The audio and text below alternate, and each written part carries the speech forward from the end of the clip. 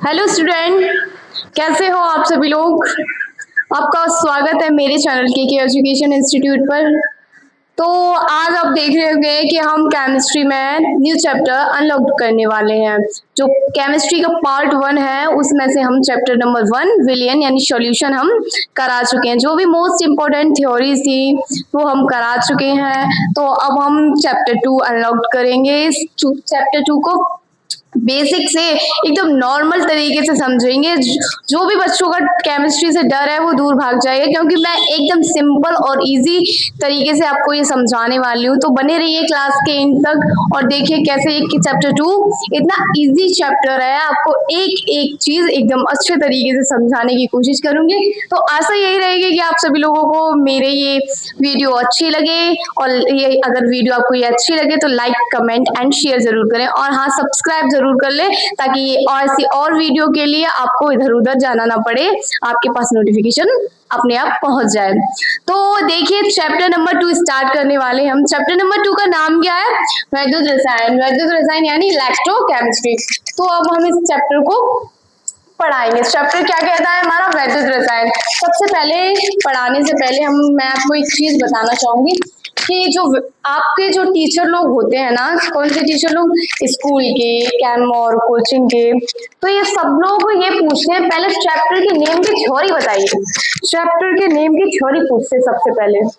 तो चैप्टर का नेम है यहाँ पे वैद्युत रसायन। तो वैद्युत रसायन की थ्योरी पूछेंगे। वैद्युत रसायन होता क्या है? तो आप सभी लोगों को सिंपल से क्या कहना है, मैं आपको एक सिंपल सी थ्योरी बताऊंगी कि वैद्युत रसायन किसे कहते हैं, कैसे कहते हैं, उसके अंदर क्या क्या डेरिवेटिव हेडिंग आती है उसकी डेफिनेशन कराएंगे। तो जैसा कि पिछले चैप्टर का नाम था विलियन, तो मैंने आपको विलियन समझाया था कि विलियन क्या होता है, आपको पूरे नॉर्मल तरीके से समझाया था। आशा करती हूँ वो भी आपको समझ में आया होगा। तो यहाँ पे दूसरा चैप्टर का नाम है वैद्युत रसायन। तो वैद्युत रसायन कहता क्या है, क्या कहता है वैद्युत रसायन? कि वैद्युत रसायन की डेफिनेशन ये होती है कि रसायन विज्ञान की वह शाखा, क्या? रासायनिक विज्ञान की वह शाखा जिसके अंतर्गत हम रासायनिक ऊर्जा को वैद्युत ऊर्जा में और वैद्युत ऊर्जा को रासायनिक ऊर्जा में परिवर्तित करते हैं। तो इसको हम वैद्युत रसायन कहते हैं। क्या बताया मैंने? एकदम नॉर्मल सी रिएक्शन है। क्या है वैद्युत रसायन? कि रासायनिक विज्ञान की वह शाखा जिसके अंतर्गत हम रासायनिक ऊर्जा को वैद्युत ऊर्जा में तथा वैद्युत ऊर्जा को रासायनिक ऊर्जा में परिवर्तित कर सकते हैं, इसी को हम वैद्युत रसायन कहते हैं। ठीक है, तो ये डेफिनेशन आपकी क्लियर हो गई कि वैद्युत रसायन किसे कहते हैं। तो वैद्युत रसायन एकदम सिंपल सी थ्योरी थी। आशा करती हूँ लिखानी नहीं पड़ेगी, आपको समझ में आ गई होगी। अगर आपको अभी भी समझ में नहीं आई तो वीडियो को आप दोबारा से देख सकते हैं। क्या थी वैद्युत रसायन, ये आपको समझ में आ गया।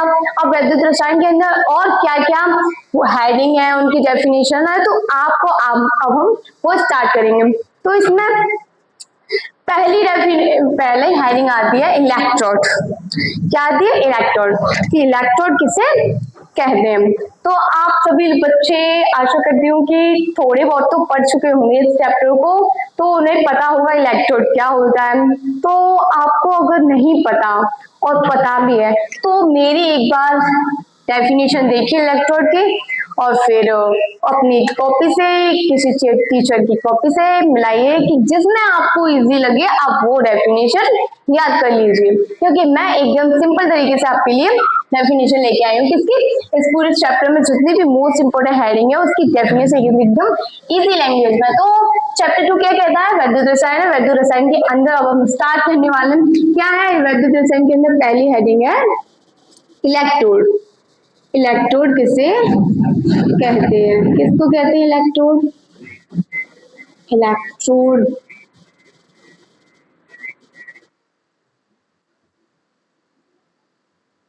किसे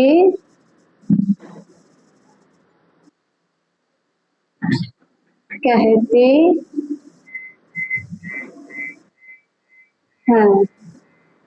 किसको कहते हैं इलेक्ट्रोड? भाई कोई बच्चा है बता सकेगा हमें इलेक्ट्रोड किसे कहते हैं?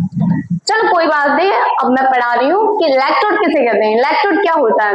तो मैं आपको एक चित्र बना के दूंगी। क्या? एक चित्र बना के दूंगी, उसकी सहायता से हम इसकी डेफिनेशन को कंप्लीट करेंगे, जिससे आपकी दिमाग में और आपकी समझ में जल्दी आ जाएगा। ठीक है, तो क्या रहेगा चित्र हमारा, एक हम यहाँ पे बाउल लेंगे। ठीक है, भगोनी टाइप का एक बाउल है हमारे पास। ठीक है, उसमें ना हम एक धातु की एक पट्टी डालेंगे। क्या डालेंगे? अरे यार सीधी हो जाए यार।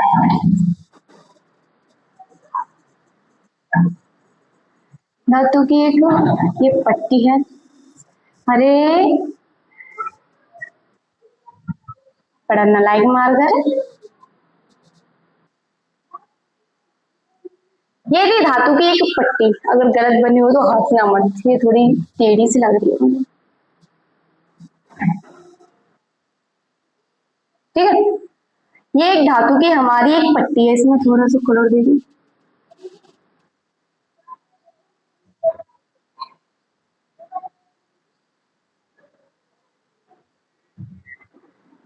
ये हमारी एक बाउल हो गया, बाउल में हम एक धातु की एक पट्टी रख दी। ठीक है, पट्टी रख दी। अब इस पट्टी, ये है कॉपर की, किसकी?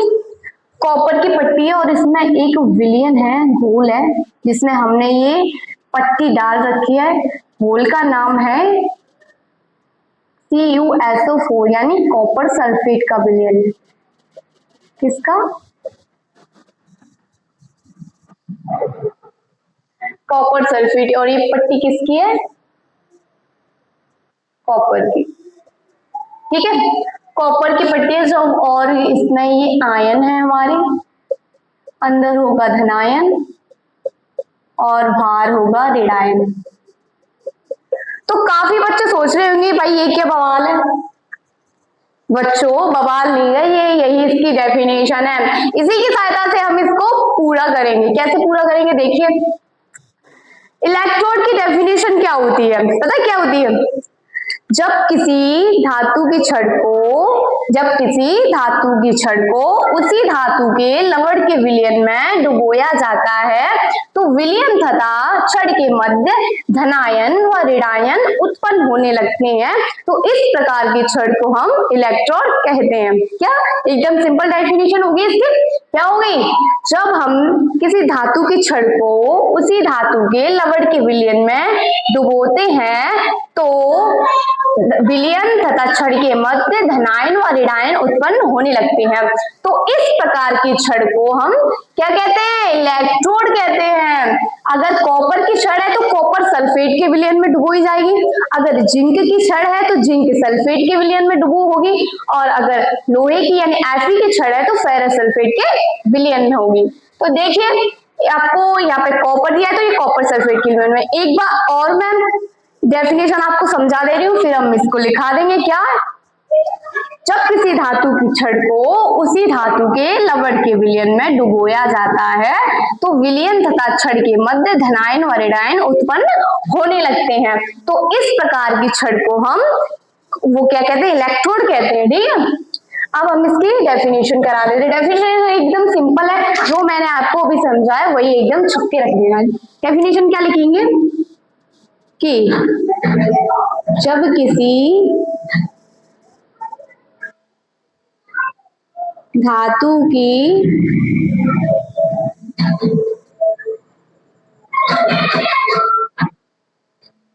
छड़ को,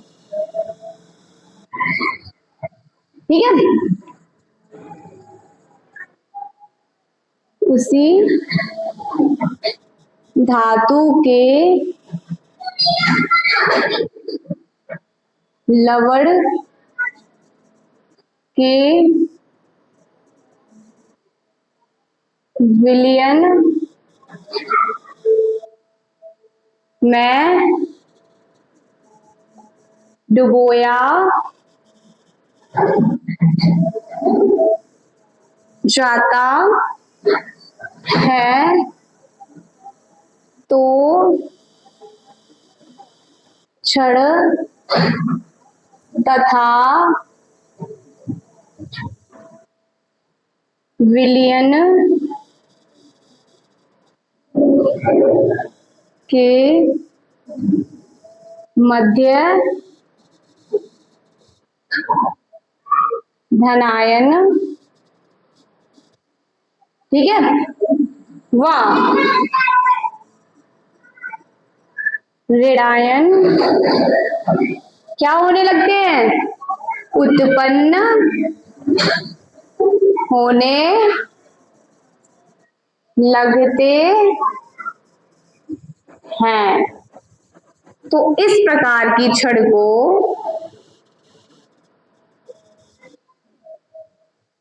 प्रकार की छड़ को हम क्या कहते हैं, क्या कहते हैं, इलेक्ट्रोड कहते हैं।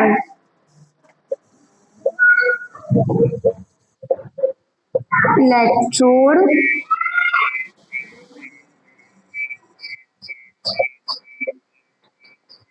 एकदम इजी डेफिनेशन थी, क्लियर हो गया। तो एक बार फिर से रिपीट करा दे रही हूँ मैं, चित्र की सहायता से आपको समझा दे रही हूँ। चित्र क्या कहता है, जब किसी धातु की छड़ को, जब कोई धातु की छड़ है तो ये विलयन विलयन है, जब किसी धातु की छड़ को उसी धातु के लवण के विलयन में डुबोया जाता है तो छड़ तथा विलयन के मध्य धनायन व ऋणायन बनना है, धनायन और ये भार है ऋणायन। तो छड़ तथा विलयन के मध्य धनायन व ऋणायन उत्पन्न होने लगते हैं। अगर धनायन व ऋणायन उत्पन्न हो गए तो जो आपकी छड़ विलयन में डूबी हुई है उसको हम क्या कहते हैं, इलेक्ट्रोड कहते हैं। सिंपल सी डेफिनेशन, क्लियर हो गया, सबको समझ में आ गया तो लाइक कर दीजिए। और अब हम इसको आगे बढ़ाएंगे चैप्टर को कि इलेक्ट्रोड हो गया हमारा। अब पढ़ेंगे इसके बाद हम इलेक्ट्रोड विभव किसे कहते हैं। इलेक्ट्रोड विभव क्या है, इलेक्ट्रोड तो पढ़ चुके हैं हम, अब आती है इलेक्ट्रोड विभव की बारी। इलेक्ट्रोड और इलेक्ट्रोड विभव में एक बात बता दूं मैं आपको, जो ही इलेक्ट्रोड की डेफिनेशन है उसमें थोड़ी सी आधी लाइन हमने बढ़ा दी है, ठीक है, कि इलेक्ट्रोड किसे कहते हैं। अब आपको पता चल गया होगा, तो अब आपको अगर इलेक्ट्रोड पता चल गया तो आपको इलेक्ट्रोड विभव भी पता चल जाएगा। बस आपको एक थोड़ी सी आधी लाइन बढ़ा देनी है, वही इलेक्ट्रोड विभव की डेफिनेशन हो जाएगी। तो देखो मैं समझाती हूँ आप लोगों को कैसे क्या होगा। इसको इतना मिटा दो, इरेज कर दिया ये मैंने, और इसको उत्पन्न होने लगते हैं, उत्पन्न होने तक, ठीक है। अब इसी डेफिनेशन में मैं आपको इलेक्ट्रोड विभव समझा देती हूँ, ठीक है। इलेक्ट्रोड विभव किसे समझा,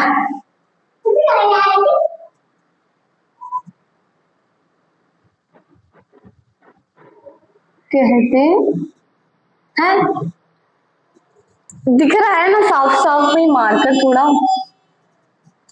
वीक चल रहा है मेरा यार।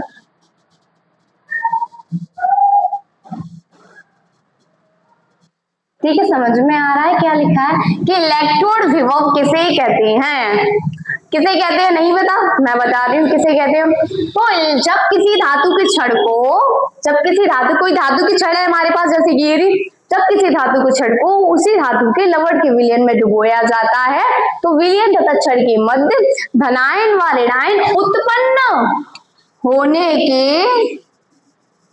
उत्पन्न होने के साथ साथ क्या, उत्पन्न होने के साथ साथ क्या उत्पन्न होता है, उत्पन्न होने के साथ साथ विभव भी उत्पन्न होता है। क्या होता है, विभव भी उत्पन्न होता है, ठीक है, इतना हो गया, विभव भी उत्पन्न होता है। तो इस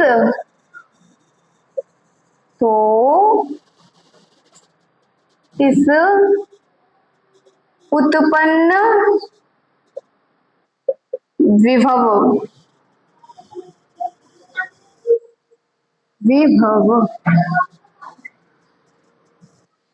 को ही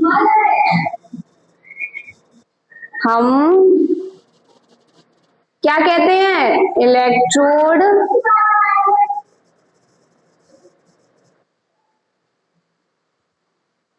विभव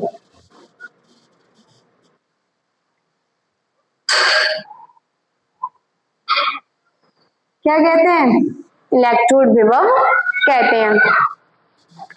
अब आपको पता चल गया होगा, क्या चल गया होगा कि इलेक्ट्रोड विभव किसे कहते हैं। जब किसी धातु की छड़ को उसी धातु के लवण के विलयन में डुबोया जाता है तो विलयन तथा छड़ के मध्य धनायन व ऋणायन उत्पन्न होने लगते हैं। ठीक है, तो धनायन व ऋणायन उत्पन्न होने के साथ साथ विभव भी उत्पन्न होता है। तो इस उत्पन्न विभव को ही हम इलेक्ट्रोड विभव कहते हैं। ठीक है, इतनी क्लियर हो गया आपके पास थ्योरी।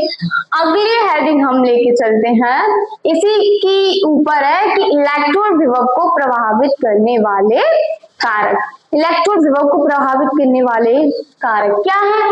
इलेक्ट्रोड विभव को प्रभावित करने वाले कारक पढ़ेंगे। इससे पहले हमने दो डेफिनेशन क्लियर कर ली। क्या कर ली हमने? देखो, एक बेसिक सा नॉर्मल सी वैद्युत रसायन क्लियर कर लिया कि वैद्युत रसायन किसे कहते हैं। उसके बाद हमने इलेक्ट्रोड पढ़ लिया, उसके बाद हमने इलेक्ट्रोड विभव भी पढ़ लिया। अब हम इलेक्ट्रोड विभव के बारे में थोड़ी सी जानकारी लेंगे कि इलेक्ट्रोड विभव को प्रभावित करने वाले कारक, ये हर कोई नहीं कराता, पर मैं आपको कराऊंगी। पता है किस लिए करा रही हूँ? कि जब भी आप केमिस्ट्री का पेपर देते हैं तो उसमें ओमर शीट आती है। ओमर शीट किस लिए आती है? क्योंकि ओमर शीट नहीं आएगी, सॉरी, टिक ऑप्शन आएंगे। ओमर शीट तो उसमें आती है हाई स्कूल में, इंटर की तो बंद हो गई।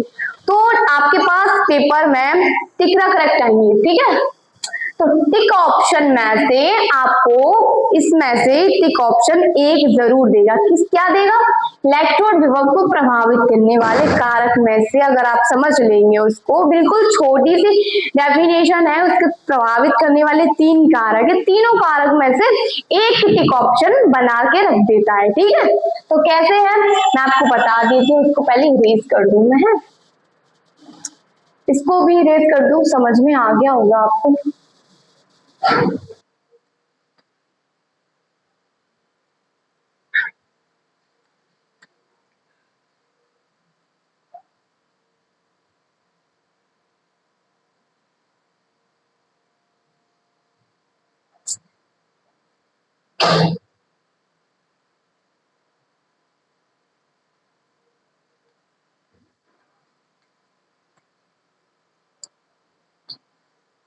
इलेक्ट्रोड, ये दूसरी डेफिनेशन के क्या है? इलेक्ट्रोड विभव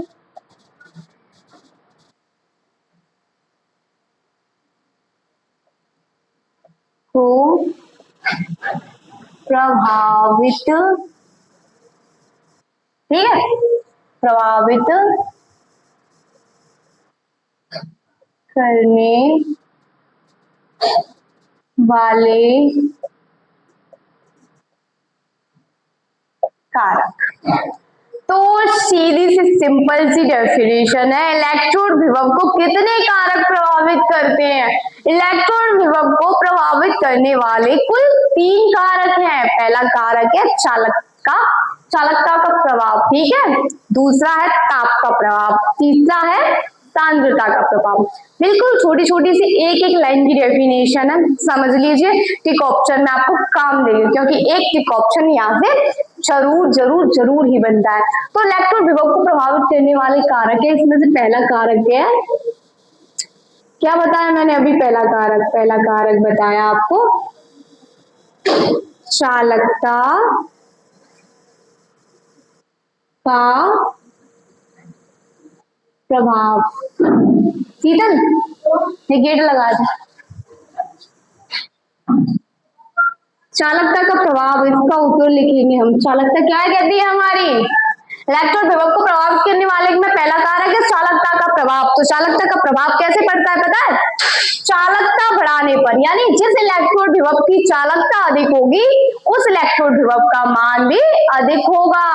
जिस इलेक्ट्रोड की चालकता, यानी जो एक इलेक्ट्रोड है हमारे पास, ये रहा, ठीक है, अगर इसकी चालकता अधिक है, यानी इसमें करंट तेजी से प्रवाहित हो रहा है, और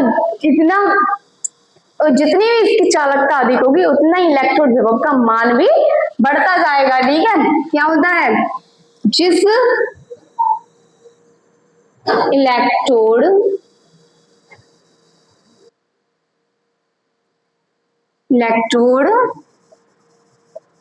की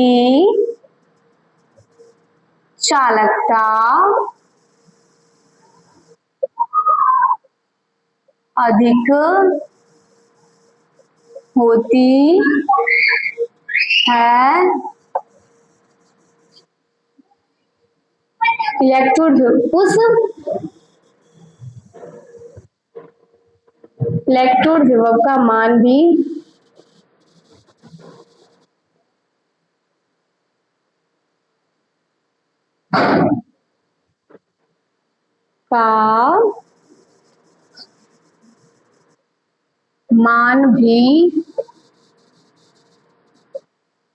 उतना भी अधिक होता है। उतना ही नहीं लिख रहे, भी अधिक होता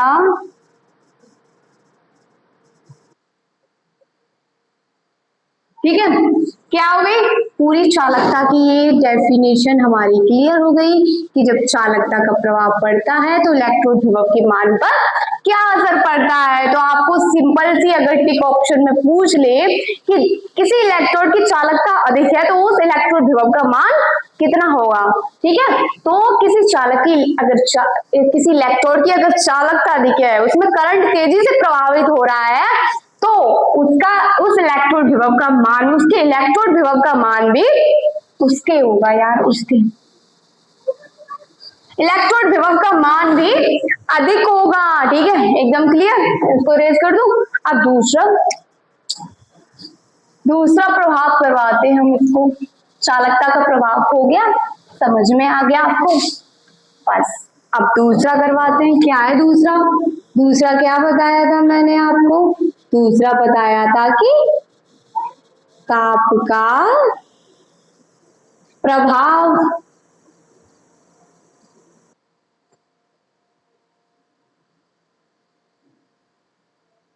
ताप का प्रभाव क्या पड़ता है?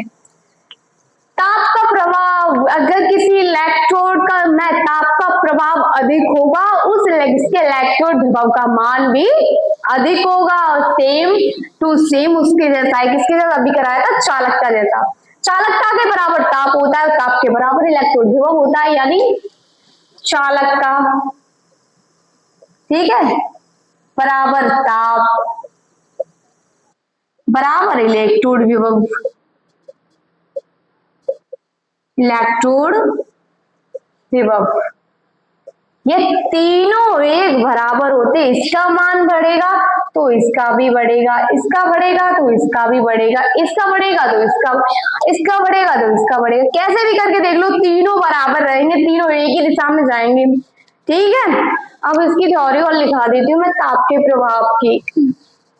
ताप का प्रभाव सेम चालकता जैसा है, ठीक है। क्या है? इलेक्ट्रोड में ताप बढ़ाने पर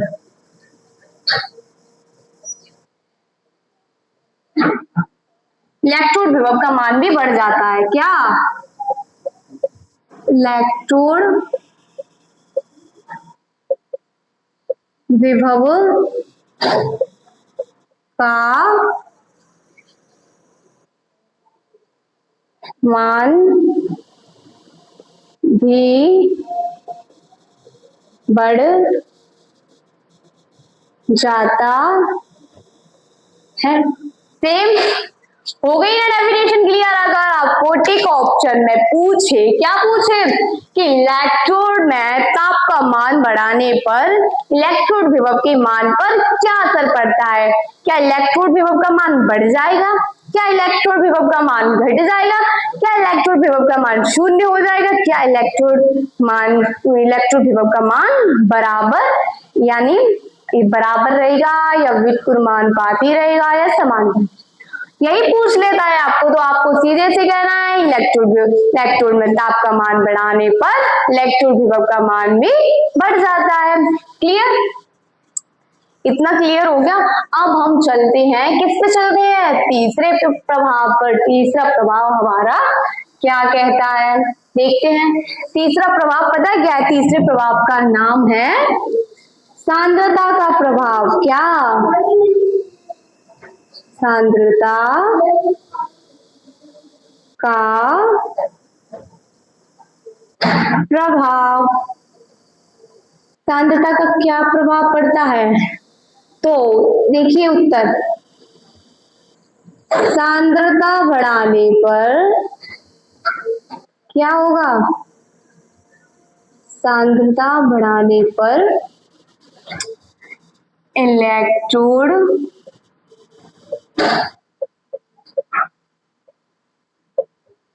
विभव का मान क्या रहेगा? क्या इसमें भी बढ़ेगा? नहीं, इसमें नहीं बढ़ेगा। सांद्रता बढ़ाने पर इलेक्ट्रोड विभव का मान घट जाता है।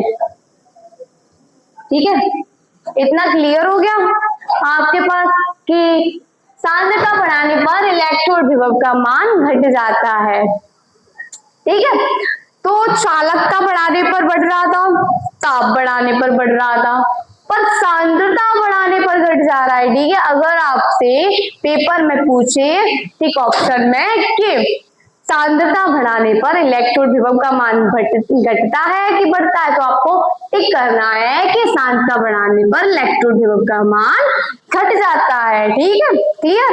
अब हम एक और थ्योरी है, एक और हेडिंग है, उसकी थ्योरी कराएंगे। मोस्ट वीआईपी थ्योरी है, एकदम इजी तरीके से समझाऊंगी, एकदम इजी से। इतना आपको इजी लगा, इससे भी इजी थ्योरी है। देखो, इलेक्ट्रोड विभव और इलेक्ट्रोड से मिलती जुलती है। ठीक है, कराते हैं। नाम क्या है हेडिंग का? हेडिंग का नाम सुन लो, मानक इलेक्ट्रोड विभव। पहले इलेक्ट्रोड था, फिर आया इलेक्ट्रोड विभव। ठीक है, अब आ गया मानक इलेक्ट्रोड विभव। ठीक है, तो तीसरी हेडिंग है ये हमारी। ठीक है, क्या है? मानक इलेक्ट्रोड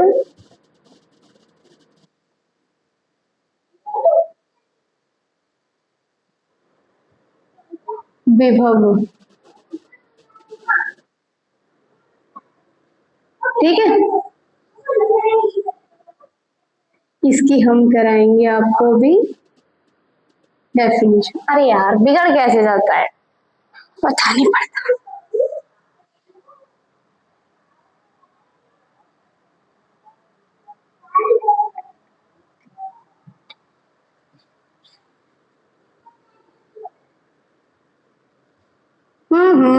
सीधे हो जा बच्चा। हो गया सीधे। तेरी आया अभी भाई, नालायक हो गया मार के। ठीक है, क्या है हमारी तीसरी हेडिंग की? मानक इलेक्ट्रोड विभव।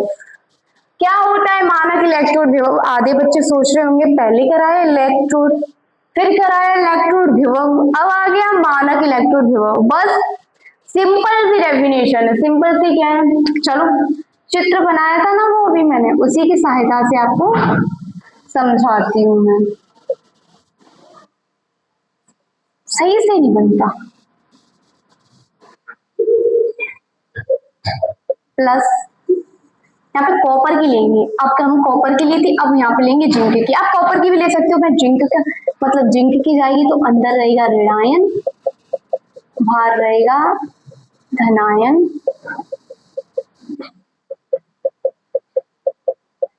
ठीक है, ये हमारा आ गया विलयन। अब आपको पता होगा हमने कॉपर की छड़ ली थी तो कॉपर सल्फेट का विलयन था।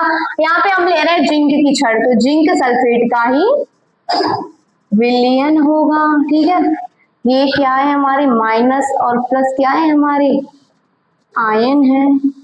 अब इसमें एक चीज और बढ़ जाएगी, क्या रहेगी? एक मोल का तो विलयन है, क्या क्या बढ़ा? एक मोल विलयन बढ़ गया, और इसका टेम्परेचर कितना है? 25 डिग्री सेल्सियस विलयन का। ठीक है, तो अब इसकी एक बार डेफिनेशन मैं बता देती हूँ क्या है। मानक इलेक्ट्रोड विभव किसे कहते हैं? तो समझिए, जब किसी धातु की छड़ को उसी धातु के लवण के विलयन में डुबो, एक मोल विलयन में किसमें? जब किसी धातु की छड़ को उसी धातु के लवण के 1 मोल विलयन में, यानी विलयन के मोल कितने होने चाहिए? 1, ठीक है। तो समझिए क्या क्या पड़ा इसमें, जब किसी धातु की छड़ को उसी धातु के लवण के 1 मोल विलयन में 25 डिग्री सेल्सियस ताप पर डुबोया जाता है तो विलयन तथा छड़ के मध्य धनायन व ऋणायन उत्पन्न होने लगते हैं। तो ऐसे इलेक्ट्रोड को हम मानक इलेक्ट्रोड विभव कहते हैं। सिंपल सी है, क्या पढ़ा इस डेफिनेशन में? 1 मोल विलयन और 25 डिग्री सी ताप। तो पहले हम इसका थ्योरी लिखेंगे पहले इसकी, कि जब किसी धातु की छड़ को उसी धातु के लवण के विलयन में धातु के लवण के सॉरी के 1 मोल विलयन तो रह गया हमारा, जो इम्पोर्टेंट है। 1 मोल क्या है हमारे पास? 1 मोल विलयन है। 1 मोल का विलयन, 1 मोल विलयन में कितने टेम्परेचर है? 25 डिग्री सेल्सियस ताप पर डुबोया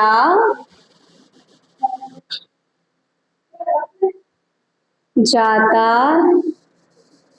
है तो विलयन तथा छड़ के मध्य क्या बनेगा? विलयन तथा छड़ के मध्य आयन बनेंगे। आयन मतलब धनायन और ऋणायन, ठीक है। आयन बनते हैं तो इस प्रकार, ठीक है, इस प्रकार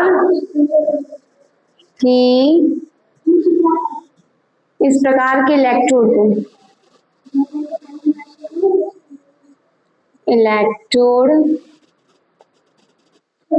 को क्या कहते हैं बच्चों? क्या कहते हैं? को मानक इलेक्ट्रोड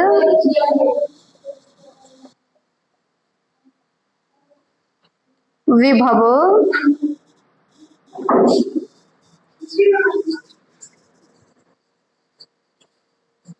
कहते। सिंपल सी डेफिनेशन है। क्या बड़ा इसमें? क्या बड़ा? 25 डिग्री सी ताप और 1 मोल विलयन थोड़ा सा इंक्रीज हो गया है इसमें, और यहाँ पे हमने पुट कर दिया है। कहाँ पे पुट करना है? तो एक बार डेफिनेशन से सुन लो। मानक इलेक्ट्रोड विभव क्या है? मानक इलेक्ट्रोड में जब किसी धातु की छड़, कोई धातु की छड़ है, उसी धातु के 1 मोल लवण के विलयन में, उसी धातु के लवण के 1 मोल विलयन में, क्या? 1 मोल विलयन में 25 डिग्री सी ताप, टेम्परेचर कितना रहेगा विलयन का? 25 डिग्री सेल्सियस। 25 डिग्री सेल्सियस का मतलब होता है 298 केल्विन, ठीक है। तो जब किसी धातु की छड़ को उसी धातु के लवण के विलयन में डुबोया जाता है, लवण के 1 मोल विलयन में डुबोया जाता है 25 डिग्री सी ताप पर, तो विलयन तथा छड़ के मध्य आयन बनते हैं। विलयन और छड़ के मध्य आयन बन रहे हैं। देखो धनायन और ऋणायन, ये रहे आयन, ठीक है, आयन बनते हैं। तो इस प्रकार के इलेक्ट्रोड को मानक इलेक्ट्रोड विभव कहते हैं। सिंपल सी डेफिनेशन हो गई क्लियर? तो ये आपको समझ में आया कि नहीं आया? समझ में आया होगा। मैंने बहुत अच्छे तरीके से आपको समझाने की कोशिश करी है। तो इस इलेक्ट्रोड विभव को प्रभावित करने वाले कारक और मानक इलेक्ट्रोड विभव आपको तैयार करने हैं, ठीक है। तो अब आज के लिए इतना ही काफी रहने हैं। आपका होमवर्क है कि जो भी मैंने आज पढ़ाया, क्या पढ़ाया मैंने, ये पहले तो इसकी डेफिनेशन याद कर लेना, क्योंकि अगर टीचर ने पूछा कि इसकी डेफिनेशन क्या है तो आप बता नहीं पाओगे, सीधी सी बात है। तो मैंने क्लास की शुरुआत में बताई है इसकी डेफिनेशन के, इसको क्या कहते हैं, ठीक है। तो इसको और इलेक्ट्रोड विभव को और मानक इलेक्ट्रोड विभव को आपको कंप्लीट करके रिवीजन करना है, ठीक है। जिन्होंने याद कर लिया है वो रिवीजन कर ले, और जिन्होंने नहीं याद किया वो एक बार अपनी कॉपी पे राइट करके उसको याद कर ले, ठीक है। तो आज के लिए हम इतनी क्लास काफी रखते हैं, और आज क्या हमने जो भी पढ़ाया, तो आशा करती हूँ आप सभी स्टूडेंट को समझ में आएगा। अगर आपको समझ में आया है और ऐसी वीडियो आप चाहते हैं तो एक कमेंट कर देना कि हाँ मैम हमको समझ में आ गया, ठीक है। तो आप सभी लोग से यही विनती है मेरी कि मेरी क्लास में ऐसे ही पढ़ते रहिए, कि जो मैं आप पढ़ते तो हमें भी अच्छा लगता है, तो हम आपके लिए सिंपल से सिंपल, इजी से इजी लैंग्वेज में मैं आपके लिए ऐसी डेफिनेशन लाती रहूंगी। तो इस चैप्टर को हम कंप्लीट करेंगे 2-3 दिन में। पहले डे 1 है हमारा, तो इतना आज के लिए काफी है। तो और डेरिवेशन है इसमें, और डेरिवेशन एकदम सिंपल तरीके से आपको समझाएंगे, तो बने रहिए मेरी क्लास और मेरे YouTube channel KK education institute के साथ। ऐसी वीडियोस के लिए हमें सब्सक्राइब कर लें और चैनल को सब्सक्राइब करें चैनल को, और वीडियोस पे लाइक कमेंट एंड शेयर जरूर कर दें, ताकि जो भी बच्चे हैं बाहर के जो नहीं हो वीडियोस तलाशते रहते हैं टीचर की इजी लैंग्वेज में समझाई टीचर्स की तलाश में, तो ये वीडियोस के पास शेयर कर दीजिए ताकि उसको भी पेपर में हेल्प मिले। और आपको ऐसी वीडियो चाहिए तो हमें कमेंट जरूर कर दें, और बनी रहिए तब तक हमारे चैनल केके एजुकेशन इंस्टीट्यूट के साथ। तब तक के लिए बाय बाय।